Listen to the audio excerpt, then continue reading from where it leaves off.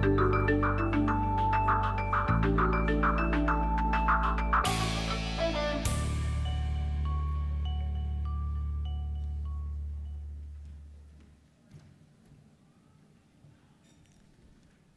tarde a todos. Em nome do Credit Suisse, queria agradecer a presença de todos vocês. Eu queria apresentar, né, o senhor Diogo Castro e Silva. Ele é diretor-geral do Grupo Fosun para o mercado brasileiro, né, desde novembro de 2015. Antes de ingressar no Grupo Fosun, fundou, né, o Nostrum Partners, né, que é uma boutique de M&A, e entre 2009 e 2012 ele atuou como vice-presidente executivo, né, do Banco Caixa Geral Brasil, né, uma subsidiária, né, do Grupo Caixa Geral de Depósitos. Entre 2006 e 2009, né, como gerente de investimentos senior, né, no International Finance Corporation, né, uma empresa membro do World Bank Group, liderou as operações no Brasil, na África do Sul, Rússia, Península Balcânica e Turquia. Ele é formado em Economia na Universidade Nova de Lisboa e tem pós-graduação em Economia pela University of London. Está cursando, né, o MBA executivo na IMD Business School e concluiu programas executivos na Columbia Business School e na Harvard Kennedy School. Agora eu gostaria de passar a palavra a Diogo Castro e Silva, e muito obrigado pela sua presença. Alô? Bem, boa tarde a todos. Obrigado ao Credit Suisse pelo convite. Quando foi colocado o desafio de fazer aqui um pouco uma apresentação sobre a China e como é que o Brasil é visto pela China, eu pensei um pouco em como pegar o assunto e, como eu sou um economista de base, eu tendo a gostar de contar algumas narrativas, passar para um plano um pouquinho mais de contexto, porque a China eu entendo que é um pouco um enigma para muita gente. Eu já não falo da Fosun no contexto da China, que também é uma coisa diferente, mas a China também é algo que levanta muitas interrogações. Então eu vou começar num contexto como o mundo e a globalização é vista pela China. E coloquei-me o desafio de contar mais ou menos 2000 anos em 5 fotografias. A primeira que vocês estão vendo aqui é, obviamente, a Grande Muralha da China. Aqui é uma montagem com o Cristo Rei, mas a Grande Muralha da China é um emblema porque diz muito da atitude da China perante o mundo.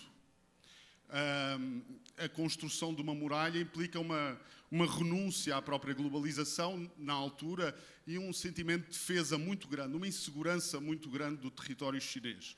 E isto tem sido uma constante na história chinesa. A muralha é também um significado de enorme capacidade administrativa. Portanto, isso convive com uma enorme relutância ao longo da história de olhar o mundo. Então, todos os países que tiveram muralhas, seja ele a linha Maginot em França, seja agora o Trump, são sintomas de enorme insegurança nacional. Então, para mim, a muralha é um excelente início. Foi o único país que, de facto, construiu uma muralha desta extensão. E as outras 4 fotografias, eu começo pela primeira. A primeira tem a ver com um almirante chinês do século XV, que começou a fazer uma série de expedições no Oceano Índico. E para vocês perceberem esse significado, o caráter caricato do episódio, na mesma altura o infante Dom Henrique estava em Sagres a planejar as visitas, as expedições para a Índia. Então, este almirante fez uma série de explorações e, no final, todos os registros destas viagens foram destruídos e toda a marinha foi destruída. Era como se o infante Dom Henrique, depois do Vasco da Gama ter ido à Índia, quando ele chegou, cara tivesse dito, bacana, chegaste à Índia, agora a gente vai destruir todos os barcos e não vamos para mais lado nenhum. E isto, há muitos economistas que falam, que é historiadores, que foi algo claramente premeditado e foi algo que visava diminuir a importância do comércio na China. E era uma decisão do imperador no sentido de fechar fronteiras. Então, esta frota toda foi toda destruída. E isto é significante, é mais um episódio nessa relutância de se engajar com o mundo. Também há um ponto importante no contexto, é que estamos a falar que a China, não só nos últimos 200 anos, não foi a maior economia do mundo, como na própria lógica chinesa, a China é o centro do mundo. Mas esta relutância de engajar no mundo, estes dois episódios, quer a muralha, quer o barco, são altamente simbólicos. O terceiro, a terceira fotografia, tem a ver com o ópio. Já estamos no século XIX, as chamadas guerras do ópio. Este é talvez o começo da história da China moderna.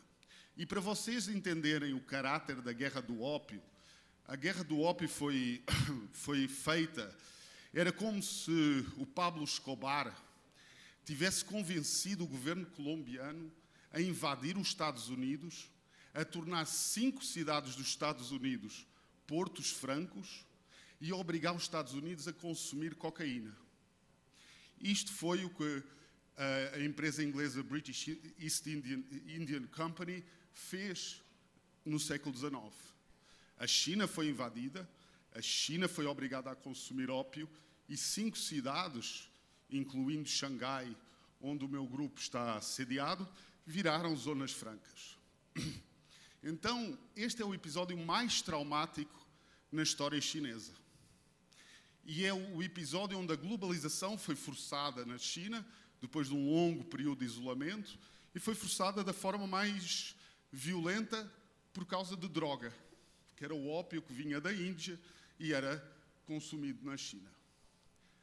Estas duas fotografias últimas são mais recentes.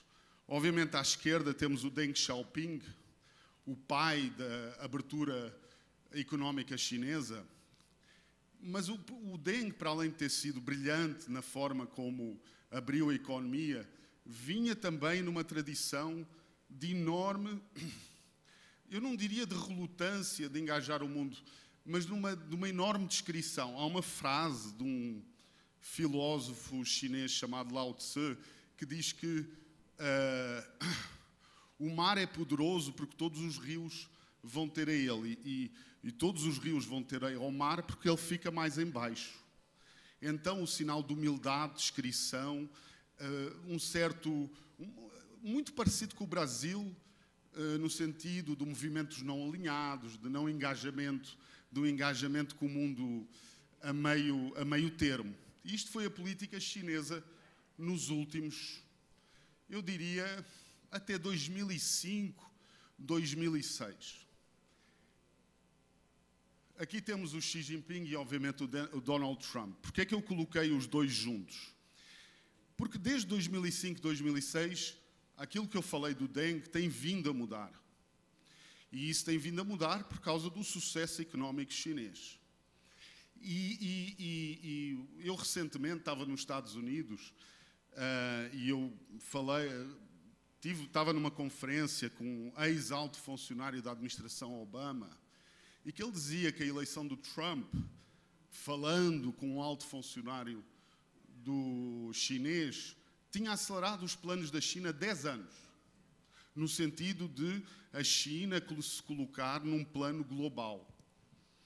E isso é este duo, ou seja, uma política muito mais internacionalista. Se vocês se lembrarem dos 2 últimos encontros de Davos, né? Nós tivemos no ano passado o Xi Jinping e este ano o Trump. E os 2 discursos são muito diferentes. Então, esse engajamento com o mundo, eu estou a colocar as coisas neste contexto para vocês entenderem o quão diferente é o momento que estamos agora a viver, até do ponto de vista histórico. Então, esse engajamento da China, One Belt, One Road Policy e tudo mais, é algo muito, muito novo na história da política chinesa. E, obviamente, o vazio criado pelo um certo isolacionismo americano está acelerando esse ritmo. Então, como é que o Brasil... Eu fiz este slide um pouco como é que eu vendo o Brasil no meu comitê de investimento. Há aqui algumas coisas que eu não coloquei de propósito. Eu não coloquei instituições, eu não coloquei controle de inflação, eu não coloquei política económica, porque isso se encara como fundamental, ou como dado. Ou isso existe, ou isso não existe. Então, mas como é que o Brasil se pode distinguir num contexto onde um grupo tem enormes possibilidades de investimento em vários locais? Porque a Fosun é um grupo global. E há aqui algumas matérias. Obviamente, é uma matéria hoje importante para qualquer grupo chinês. A questão que tem sido levantada, sobretudo nos países desenvolvidos, toda a resistência política que há relativamente ao investimento de origem chinesa. Obviamente, o Brasil é hoje, se a gente comparar com o hemisfério norte, relativamente mais aberto a isso. Então, isso é uma coisa importante, porque eu estou aqui a fazer uma comparação, né, entre o Brasil e outras possibilidades de investimento. Então, esse é um ponto importante. O segundo é a dimensão. Se a gente tirar a China, obviamente, temos a Índia e temos o Brasil. E tudo mais, nos BRICS, e mesmo no G20, tem uma dimensão muito inferior, por exemplo, em termos demográficos. A seguir, eu acho que virá Turquia, 80, 90 milhões. Já estamos a falar num escalão abaixo dos 100. Então, a dimensão é uma coisa muito importante. A outra questão é complexidades. Paradoxalmente, para quem vive aqui, que acha isto complexo, se compararmos com a Índia, a gente fala aqui da burocracia, e tudo, na Índia isso é multiplicado por 20. Então, quer dizer, não é que a gente tem as nossas mágoas, mas há caras que estão piores. Então, a Índia é um inferno para o investidor estrangeiro. Tem a língua, que é obviamente o inglês, que facilita, mas é um inferno. E, por outro lado, o Brasil não tem risco geopolítico. Não tem. E hoje a questão do risco geopolítico é um tema importante. Eu não pensava há 20 anos que fosse ser, mas é. Então, essa questão é muito importante hoje, se a gente olha, se a gente compara com a Rússia, com a Turquia. Tem um cara do meu grupo que um dia falou: a Rússia é um grande país, mas um pequeno mercado. E é verdade, são 120 milhões de pessoas. Então, isto é um ponto importante. E, por último, muitos dos desafios do Brasil são familiares ao setor privado chinês. O desafio de uma classe média emergente, buscando padrões de consumo novos, é um tema muito familiar para os grupos privados chineses.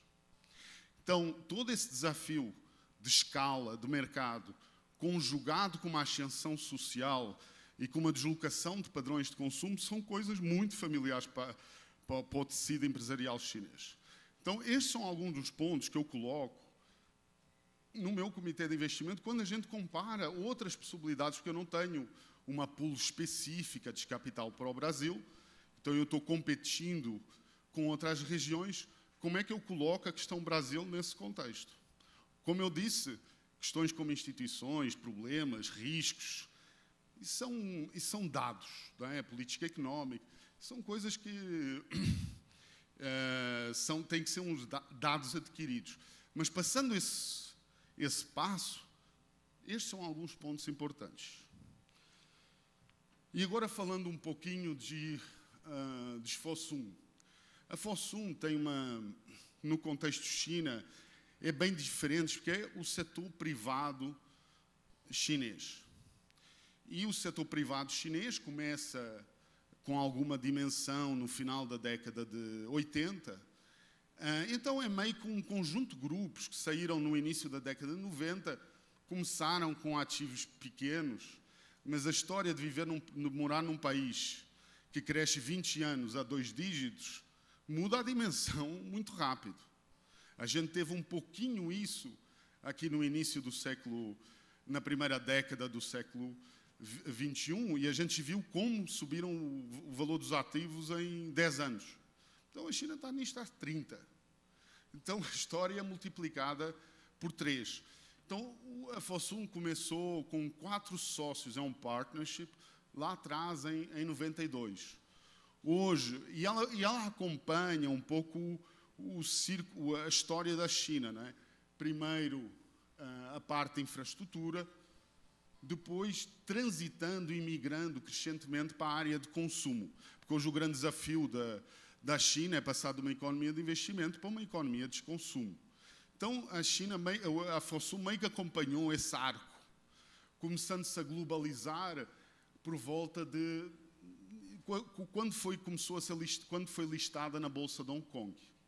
Então a Fosun é listada na Bolsa de Hong Kong desde 2007 e a partir dessa altura de facto começou a olhar para fora. O setor privado chinês então é uma coisa muito diferente do setor público. E as pessoas fora da China, quando pensam no investidor chinês, a maior parte do contacto que têm é com o investidor público e não com o investidor privado. Eu diria que o investidor público até começou-se a internacionalizar antes, até por estímulo do governo chinês. Mas o setor privado hoje é mais que 50% da economia chinesa. Então, e em termos de estratégia, hoje a Fosun está concentrada em 3 verticais muito específicas que acompanham este movimento do lado do consumo e do crescimento da classe média, que é aquilo que a gente chama wealth, health and happiness. Então, dinheiro, saúde e felicidade. Então, no sentido de servir as necessidades da classe média. E como a Fosun, existem outros grupos que estão no mesmo foco, onde hoje a China se tem desenvolvido muito, obviamente na área tecnológica e também na área de servir essa crescente classe média. Voltando um pouco ao início, e para terminar, ao início da apresentação, para dizer que, de facto,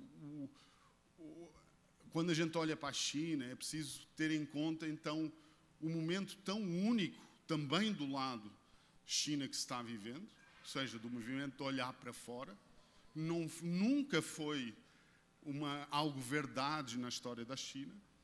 Obviamente, hoje favorecido pela enorme capacidade económica e financeira e por um certo vazio de liderança da outra grande potência. Mas é, de facto, um movimento que se começou em fatias, não é? Começou com os grupos estatais chineses e vai migrando para o setor privado. Então, isso é um pouco onde estamos.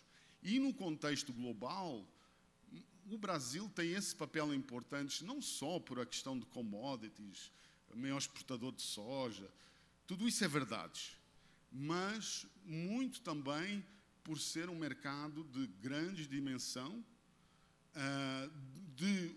o investimento chinês se sentir relativamente em casa e, obviamente, o enorme potencial que ainda existe. Eu aí diria, não só na América Latina, não só no Brasil, mas no resto da região, de algo que a China tem feito com sucesso em algumas áreas ser replicado, porque as condições são de alguma forma semelhantes, apesar de estamos a falar em regiões que estão nos antípodas do mundo. Então, depois, para não me estender muito mais, ficaria por aqui. Muito obrigado a todos.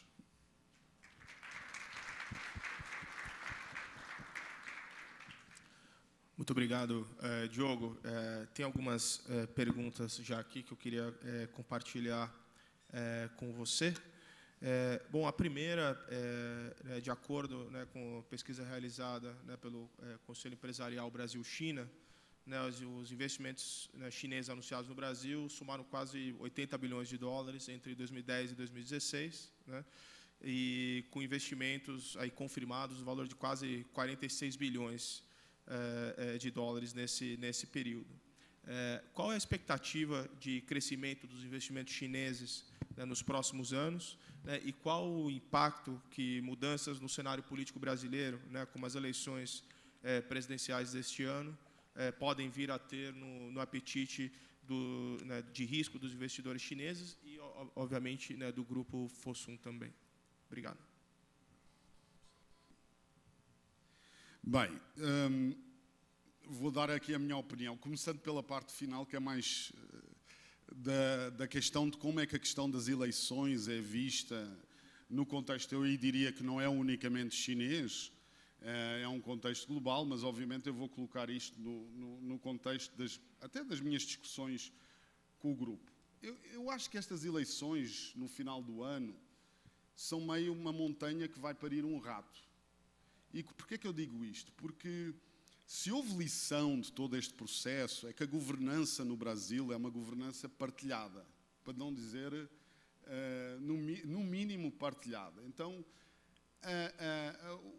o poder de um presidente no Brasil ficou muito claro que não estamos a falar num presidencialismo puro. E estamos a falar num presidencialismo, as pessoas chamam de coalizão, mas, acima de tudo, é um poder partilhado com o Congresso. Ora, o Congresso não vai mudar. E isso, o Congresso não vai mudar, e se houve alguma coisa que ficou também mostrado neste processo, são as instituições, de alguma forma, eles funcionaram. Então, no Brasil, tanto é muito difícil reformar, mas também fica muito difícil virar uma Venezuela. Então,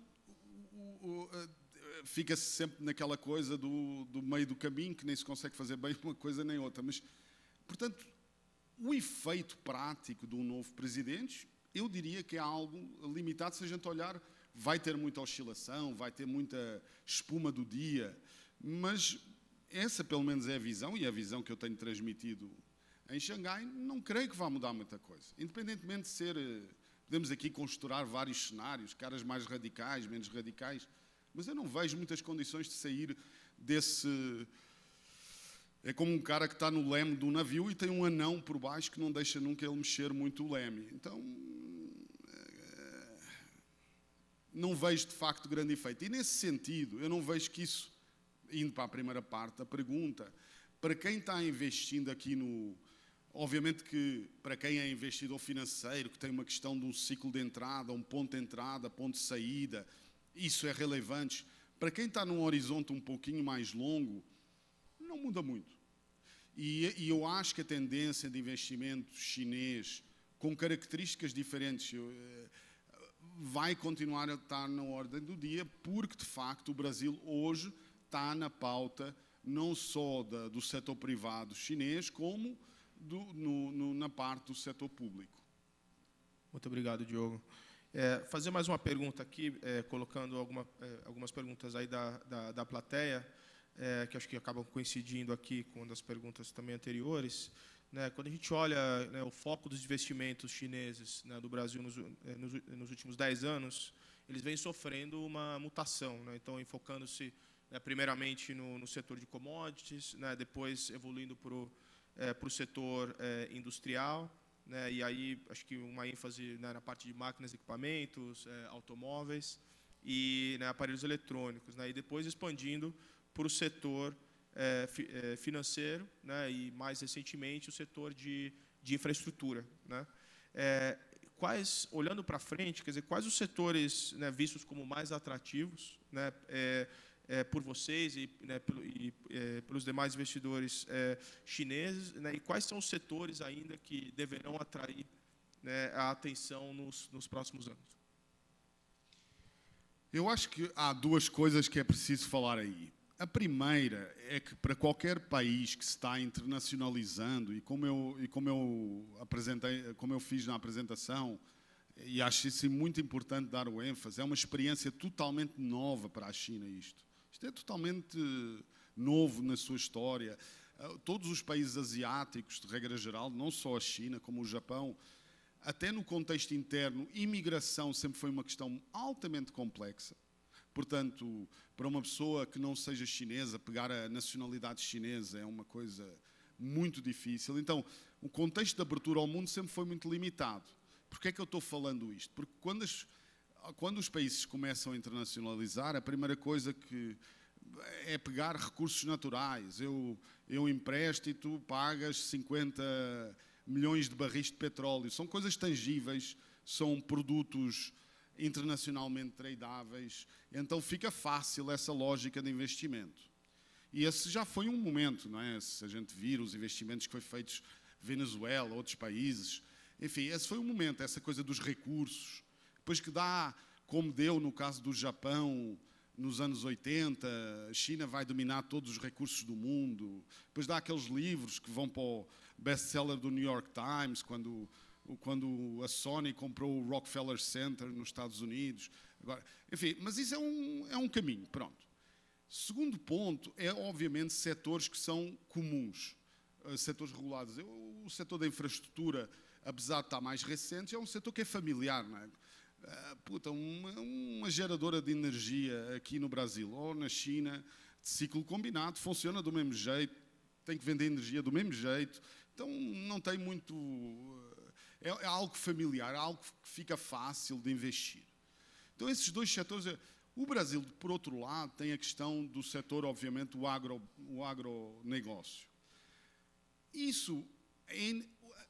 O agronegócio vai ser o foco da atenção da China. Faz toda a lógica que o seja, porque se da China tem a demanda marginal no mundo por grãos, por carne, então faz sentido estar com o produtor marginal, que é o cara que determina o preço em muitas commodities. O Brasil determina o preço na soja e noutros produtos, que é a última saca, não é? O produtor marginal é aquele que determina o preço. Porque o Brasil é o único país que ainda pode expandir produção, não é? Tem capacidade de expandir produção. E isso dá a possibilidade de ser produtor marginal. Então, casar o consumidor marginal, que é aquele que tem a demanda que está crescendo, com o produtor, faz todo o sentido.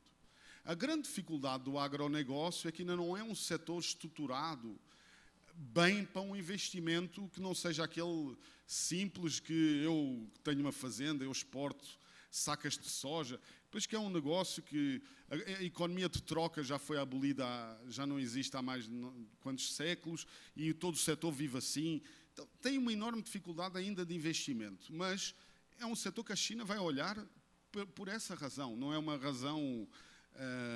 uma agenda, eu agora vou ter toda a soja do mundo, porque vou controlar, porque eu preciso de... Não, é porque é o casamento natural. E isso, portanto, vai ser um ator. Onde eu vejo o grande crescimento do investimento chinês é na parte de tudo aquilo que é ligado a essa emergência da classe média. E isso é que pode até ser disruptive em alguns setores.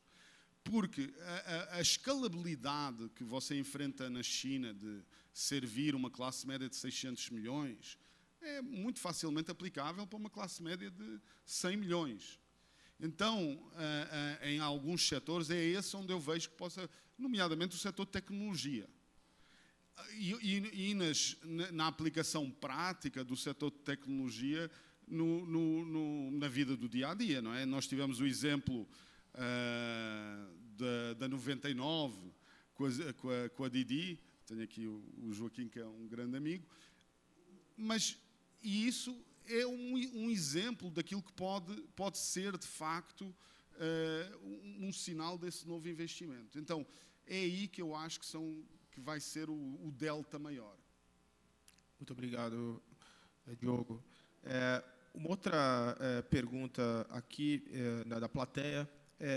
Hoje, qual o maior risco, né, para a economia da China em 2018, na sua opinião? Se eu fosse catastrofista, eu diria que é a guerra na Coreia. Mas não, tirando os botões nucleares, o meu botão é maior que o teu. O risco que a China tem... Eu diria que tem um risco constante, que é a aterrissagem de uma economia de investimento, e aqui é o economista que está sempre em mim falando, a aterrissagem de uma economia de investimento para uma economia de consumo é algo extremamente difícil de fazer. Parece fácil, porque quando a gente olha para a China, tudo é superávit, né? Tem superávit por todo lado, tem grana por todo lado. Mas esta transição é muito complicada. E a gente veja o caso do Japão, que está há 30 anos andando de lado desde a crise dos anos 80. Nunca mais se recompôs em termos de sociedade, em termos de economia, perdão. A China, é esse o risco sempre constante. É muito fácil perder a mão nessa aterrissagem, como se verificou no caso japonês. E esse é o primeiro risco. O segundo risco está ligado a este, como teve no caso do Japão, é a questão demográfica. O desafio da China, como do Brasil, é enriquecer antes de envelhecer. E apesar de todo o sucesso da China nos últimos 30 anos, a questão do enriquecer antes de envelhecer não está conquistada. E esse risco, portanto, o risco demográfico é um risco, obviamente, de um ciclo muito longo. Mas juntando a necessidade de enfrentar problemas como a previdência, uma série de problemas relacionados com uma certa aterrissagem da economia são sempre um risco constante. Eu não diria que 2018 seja particularmente agudo por nenhuma razão, mas é um risco, eu diria que mais de médio prazo. Eu não diria que, à exceção do movimento geopolítico, assim como eu brinquei no início, não vejo que 2018 seja mais grave que 2017 ou pior que 2019. Mas vejo que ainda a China tem esse desafio para resolver, que está longe de estar resolvido. Obrigado, Diogo. Eu gostaria de fazer mais uma pergunta aqui da plateia. Como que o governo chinês, né, vê esse processo, quer dizer, de saída de capital da China, né, para investir fora da China, acho que principalmente por parte dos investidores privados, né? Então, a pergunta aqui é se o governo permitiria, né, poderia colocar algum tipo de limite na saída de dólares, né, para comprar mais ativos do Brasil. Então, acho que é importante colocar o contexto. Eu, mais uma vez, acho sempre muito... Eu comecei com 5 fotografias e 2000 anos de história. Por alguma razão, eu acho sempre importante dar o contexto das coisas para dar uma melhor resposta. E aí, as pessoas têm que olhar, quando olham para a China e olham certas medidas, muito como é a tradição administrativa chinesa. A China foi o primeiro país que fez um exame de função pública. Okay? Há mais de 2000 anos, foi o primeiro para uma pessoa ir para a função pública chinesa, tinha que fazer um exame. E isso tem a ver com a enorme capacidade administrativa que a China sempre teve. Não é único na Ásia, mas a China é um caso muito, muito forte. O problema da China sempre foi quando tinha um bom imperador, a coisa funcionava super bem, quando tinha um mau imperador, a coisa funcionava super mal. E essa questão de certas medidas que parecem assim meio... tem a ver com essa noção que eu, centro administrativo, consigo controlar consigo microgerir cada movimento. Não tem a ver propriamente com uma questão de repressão do setor privado per si. Eu agora quero aqui meter a mão no setor... Não, é mais uma lógica que, obviamente, num processo a China está ali colocada, como eu falei, numa certa aterrissagem complexa, numa certa questão que vai ser o grande tema, eu acho, porque isso entraria noutro debate, a questão do dólar, a questão o hangover da política económica dos Estados Unidos, a meu ver, em 2019, 2020, pode ser o começo sério da perda do estatuto de reserva do dólar enquanto reserva mundial. Ou seja, a questão, podem-se começar a levantar algumas questões, porque o dólar, de alguma forma, foi segurado um pouco também pela projeção política dos Estados Unidos. E a China tem um desafio de conversão da sua própria balança de pagamentos, ou seja, do renminbi, numa moeda 100% conversível. Não está feito, é ainda um processo bem longo. Então, há essa tentativa de microgerir. É preciso também falar que muitos grupos chineses estavam numa lógica perfeitamente de compras em catadupa. Eu posso dizer que nunca foi o nosso caso, mas havia outros. Então, tudo isso conjugado levou a uma certa questão de controle. não foi propriamente uma questão, eu agora vou, o setor privado não vai mais investir no exterior. Não, foi o poder central confrontado com esta questão, com uma desconfiança natural sempre de mecanismos de mercado, até porque na China não tem muito, porque, como eu falei, a moeda ainda não é conversível, então eu não tenho muito jeito se eu não fizer uma medida administrativa de controlar o negócio. Então a coisa tem assim uma visão de fora, parece uma coisa, mas eu acho que a explicação é mais o que eu estou falando. Então não penso que isso vai... Ou seja, aquele investimento irracional chinês vai ser muito mais comedido.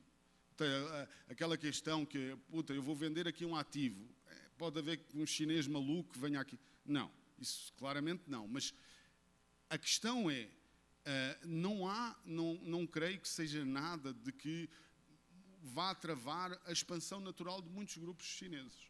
Agora, há essa preocupação do poder central, sem dúvida.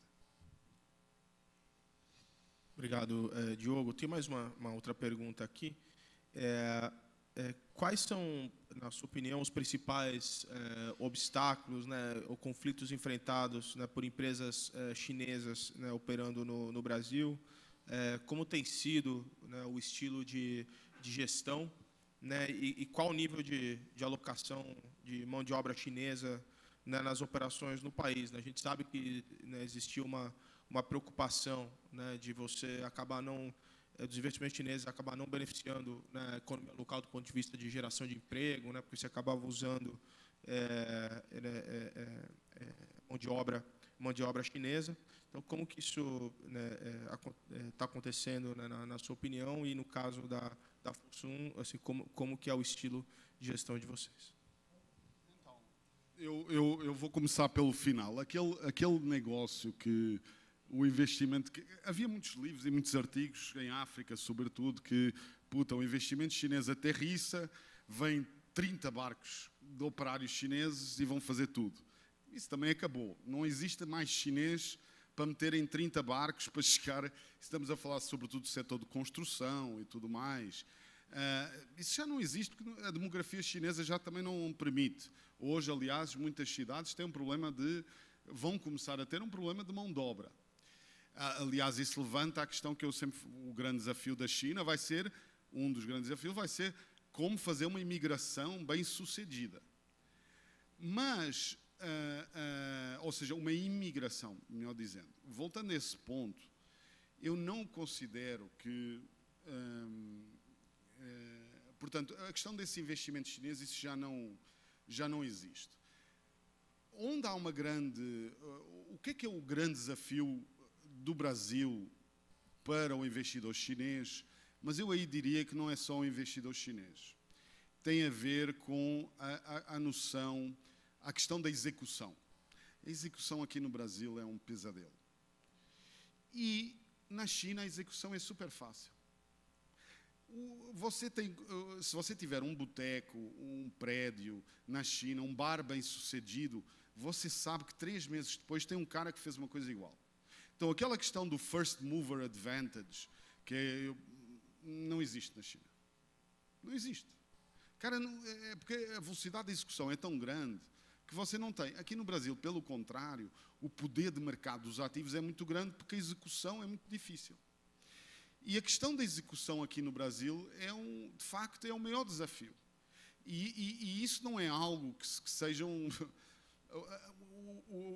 não é um skill que você vai para a escola de negócios americana e agora execution in Brazil, nova cadeira. Não dá para ensinar. Ou você sofreu na pele e todas as pessoas aqui, aquelas pessoas que estiveram em negócios, quer quer como acionistas, quer como executivos, já enfrentaram isto. A coisa que não saiu, nunca sai no plano, demorou muito mais, custou muito mais. Isso é o desafio do dia-a-dia. Então, esse não é um skill exportável. E não é um skill que se aprenda rápido também. Porque, aliás, aprender é penoso, não é? Porque a gente sofre para aprender. Então, a questão, isso levanta a questão como é que o investimento chinês... Então, aquela questão que eu vou fazer um investimento na China e vou colocar toda a minha diretoria executiva chinesa, também não existe.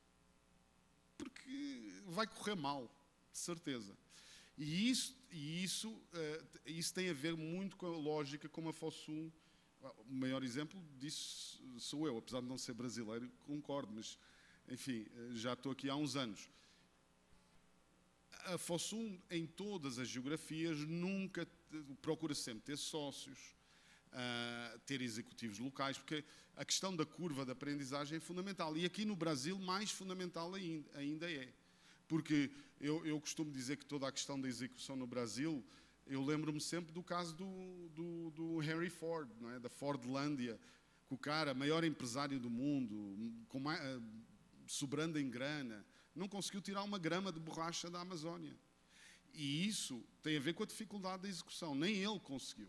Então, não tem investidor estrangeiro mais qualificado com o Henry Ford. Então, esse é o desafio para todos os investimentos estrangeiros. Eu não diria que é o único, no caso chinês. Tem a ver, aí tem a ver com também o caso dos investidores chineses, por essa ainda falta de aprendizado dessa história de globalização ser recente, da necessidade de abrir as suas empresas, não só aqui, mas como lá, a quadros que não sejam chineses. Eu, por exemplo, no nosso grupo, tenho muito quadros já hoje que não é chinês, que trabalha em Xangai. Porque você não consegue essa interação se não tiver isso. E isso é o grande desafio também dos grupos chineses hoje. É como arranjarem métodos de gestão que, no fim de contas, facilitem a condução de operações globais. Eu acho que respondi a todas as perguntas. Respondeu. Não, muito bem. Muito obrigado, Diogo. Tem mais uma pergunta aqui da plateia que eu gostaria de fazer. O Brasil continua atrativo, né, para investimento para empresas chinesas, ou outros mercados devem ganhar prioridade devido a novas políticas fiscais, como, por exemplo, a reforma fiscal nos Estados Unidos?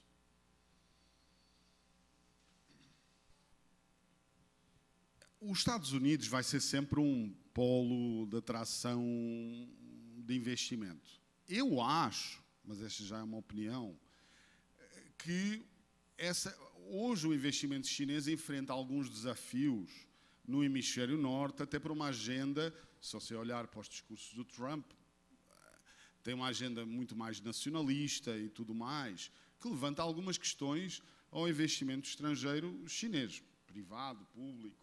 Ou seja, o risco aumentou. Isso parece-me, assim, consensual. Não sei em que dimensão, mas é mais complexo hoje investir nos Estados Unidos que era há 2 anos atrás.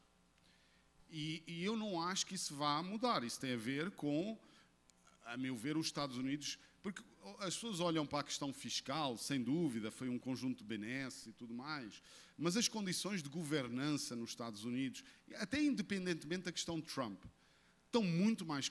Os Estados Unidos enfrentam um sério problema de governança. O lado do Brasil, não me parece que esse seja... Ou seja, onde eu acho que o Brasil ganha vantagem, quer com a Europa, quer com os Estados Unidos, é nessa questão de uma muito maior... Até pelo momento em que o Brasil está. O Brasil tem uma necessidade de capturar investimento estrangeiro, porque o Brasil não consegue financiar um ciclo de desenvolvimento só com os recursos que tem.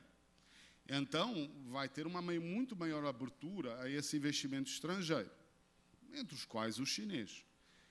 Portanto, onde eu acho que o Brasil leva vantagem, não só face ao hemisfério norte, por causa de uma agenda política que ainda está por definir nos Estados Unidos, na Europa, aí o investimento chinês, de facto, encontra aqui um contexto talvez mais fácil. Não é que vá mudar muita coisa. O investimento chinês vai continuar a estar na Europa. O que eu estou aqui a falar é de deltas, não é? Não me encarem mal, não é porque agora vou vender tudo. Não é isso que eu estou dizendo. É que eu estou a falar em delta.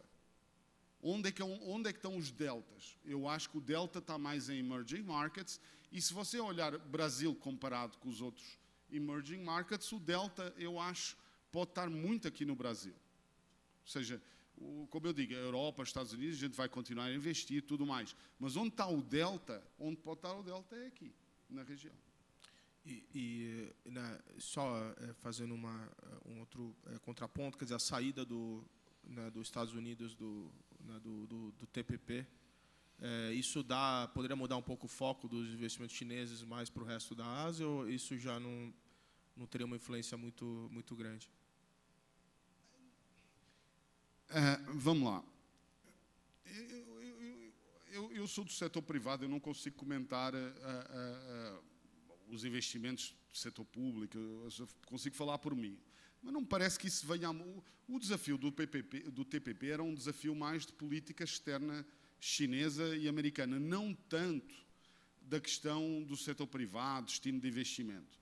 Era algo que se passava a nível político e não tanto a nível económico. Não me parece que isso tenha nenhum impacto para o investimento. Ok. Nem a existência dos Estados Unidos dentro do TPP, nem fora. Acho que é mais um desafio da política externa chinesa e americana do que do investimento. Perfeito. Obrigado, Diogo. Vou combinar duas perguntas aqui da plateia em uma. Qual foi o racional por trás das aquisições da Rio Bravo e da Guide, né, e se a Fosun continua com apetite para mais aquisições no setor financeiros no Brasil, e também, por que não, porque a Fosun não investe atualmente no setor do agronegócio, dado que é um setor que tem um grande potencial pela frente. Bem, eu gostaria, aqui no Brasil, a Fosun, por enquanto, apesar de haver tratativas públicas, adquiriu a Fosun aqui no Brasil, tem o Club Med, já há muitos anos, por via indireta, a Rio Bravo e um ativo de real estate. Começando pelo agronegócio, eu comecei por dizer que o agronegócio é um setor que interessa muito, mas onde tem um desafio para o investidor financeiro importante. O desafio de investir no setor do agronegócio não é fácil para um investidor mais de cariz financeiro que não seja especialista do setor. Eu acho que ainda carece de maneiras de como financiar o setor e como investir que possam ser mais capazes de ser absorvidas pelo setor de private equity e tudo mais. Não é um setor, é um setor com enorme potencial, mas não é um setor provavelmente fácil. A Fosun está aqui presente na América muito na linha das verticais que eu mostrei. Ou seja, já estávamos aqui na vertical happiness e agora, obviamente, na questão de construir um grupo financeiro. Porque esse grupo financeiro não só serve de base para a nossa... até para olhar outros setores, porque quando você está no setor financeiro, você tem mais facilidades de olhar a economia como um todo, não é? De alguma forma você tem fluxo com o resto da economia. Então, essa é muita lógica de começar pelo setor financeiro. Esse permite-nos, de facto, não só olhar isto enquanto plataforma, mas olhar o resto do setor. Obviamente, temos algumas coisas em marcha na questão do setor financeiro, mas, por outro lado, também nos permite uma base para olhar o resto da economia. Mas isso é sempre muito alinhado com as verticais que eu mostrei. Ou seja, hoje a Fosun tem uma estratégia de investimento muito clara do ponto de vista de se focar naquelas três verticais que eu falei. Obrigado, Diogo. Mais uma pergunta aqui. Quando a Fosun, né, toma uma decisão de investimento, qual que é o prazo, né, desse investimento e se existe, né, qual que é um retorno mínimo esperado que vocês estejam buscando? O grupo Fosun não é um grupo de private equity, então não é que eu tenha um fundo que eu tenha que dizer em 30 de dezembro de 2023 eu tenho de vender a minha posição. Então a questão do horizonte, a questão de monetizar um investimento está sempre na cabeça de todo o grupo que tem um portfólio de negócios. A questão de rodar o seu portfólio, de vender nos bons momentos, bem como de comprar nos bons momentos, que é isso que se pretende quando você tem um portfólio, está sempre na presença, mas a gente não tem nenhum prazo específico. O retorno também é complicado de falar de uma métrica assim absoluta. É uma decisão porque hoje muitas das decisões de investimento da Fosun se fazem a lógica encadeada. Então, é porque eu também, à medida que eu fui construindo um portfólio no setor financeiro, no setor da saúde, eu hoje tenho capacidade de sinergias dentro do grupo que são muito diferentes daquilo que é um puro investidor financeiro. Então, eu costumo dizer que a gente é investidor financeiro na entrada, mas investidor estratégico na saída. Então, porque a gente consegue mexer um conjunto de peças porque já temos um portfólio de ativos grandes em muitos desses setores. Então, eu não consigo dar uma resposta assim cartesiana, mas não é uma lógica tanto de grupo de private equity, com taxa, com todos os benchmarks definidos e tudo mais. Tá ótimo. Acho que temos espaço para mais uma pergunta, que a gente já vai ter que terminar aqui. Né? Então, tem a última pergunta. Várias marcas chinesas de automóveis eletrônicos, né, ainda não estão no Brasil. Sob a ótica da empresa chinesa, você ainda percebe o apetite por Go Global ou as empresas estão priorizando o mercado chinês e asiático? Desculpe, repita só a última parte. Sob a ótica da empresa chinesa, você ainda percebe o apetite por Go Global ou as empresas priorizando o mercado chinês e asiático? Eu acho que o Go Global na China vai ser um facto relevante. E, sobretudo, para todo o setor chinês ligado ao consumo classe média. Ou seja, o delta na China ainda tem, mas está chegando, ou seja, vai chegar a um platô e a necessidade de escalar um negócio. Estamos a falar, por exemplo, se falarmos em tecnologia, claramente, se a gente olhar para dos 5 maiores grupos de mensagem do web, por exemplo, a gente tem o WeChat, que está muito pouco presente fora da China, da Tencent. Então, a gente tem uma série de dimensões em eletrónicos, tecnologia, onde a gente vai ter um Go Global necessariamente. E aí o Brasil, mais uma vez, 200 milhões de pessoas, a dimensão do mercado, vai estar na pauta, seguramente, de qualquer expansão internacional. Perfeito. Bom, queria agradecer ao Diogo pela sua presença, por ter aceitado o nosso convite. Obrigado a todos também por participar desse. Muito obrigado. Obrigado, eu.